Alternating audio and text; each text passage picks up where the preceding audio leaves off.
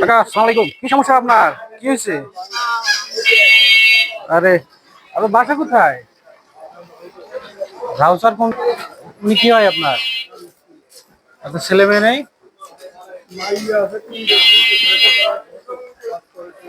তো ওনার ডক্টর কি ট্রিটমেন্টে কি অবস্থা?